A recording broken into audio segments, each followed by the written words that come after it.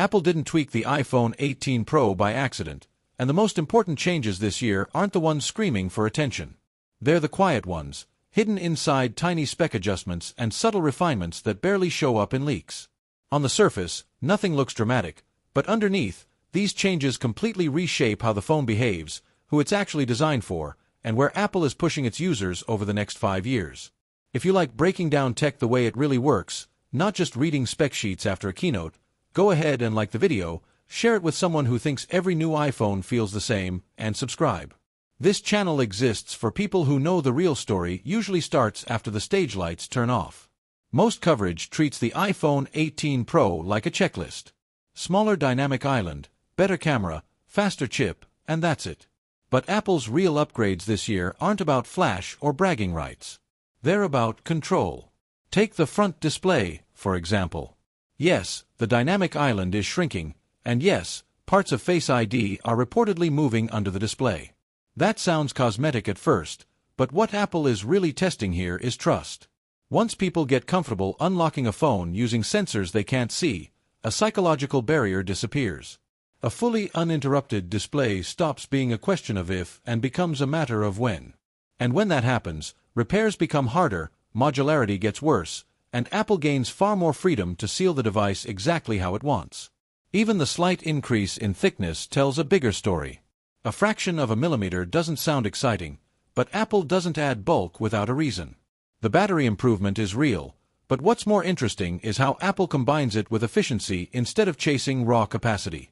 With the A20 Pro chip and Apple's own connectivity hardware working together, power usage becomes more predictive than reactive. Your phone won't just save battery, it'll decide when you don't need performance at all. That's great for longevity, but it also means users slowly lose visibility and control over what's happening in the background. Over time, battery life becomes something Apple manages for you, not something you actively understand. The camera upgrades look like the headline feature, especially with rumors of variable aperture on the main lens. On paper, that's a huge leap, better low-light performance, smarter exposure, and more natural depth. But here's the twist. The more the hardware adapts automatically, the more Apple software decides what a good photo actually is. Two shots that look identical to you might be processed completely differently based on lighting, motion, or subject detection, and you'll never see those decisions happening. It's amazing for casual users, but slightly unsettling for creators who want consistency. Apple isn't just improving cameras anymore, it's quietly redefining photography standards around its own algorithms. The sensor partnership rumors matter too.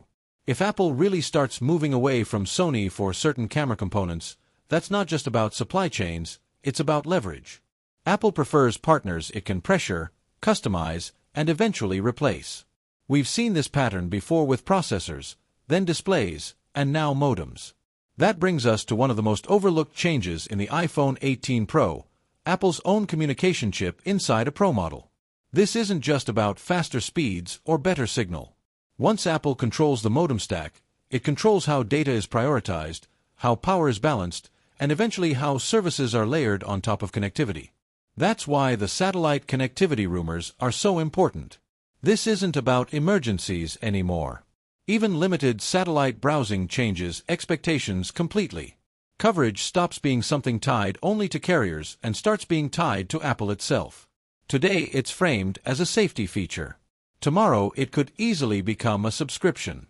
And once users accept the idea that connectivity is built into the device rather than provided by a network, Apple gains massive leverage over how phones stay online, where they work, and how much that access costs. Even the redesigned capture button points in this same direction. On the surface, a cheaper and more replaceable component sounds like a downgrade. But in reality, it allows Apple to iterate faster, standardize gestures, and potentially lock certain features behind software updates. The hardware becomes nothing more than a trigger, while software decides what that trigger actually does. None of these changes are loud, and that's completely intentional. The iPhone 18 Pro isn't trying to shock you. It's trying to normalize a future where Apple owns more of the experience than ever before. The phone feels familiar, safe, and incremental, but underneath that comfort, the balance between user choice and system intelligence keeps shifting. And that's the part nobody fully agrees on yet. Are these changes genuinely making the iPhone better, Or are they just making it harder to notice when Apple quietly changes the rules again next year?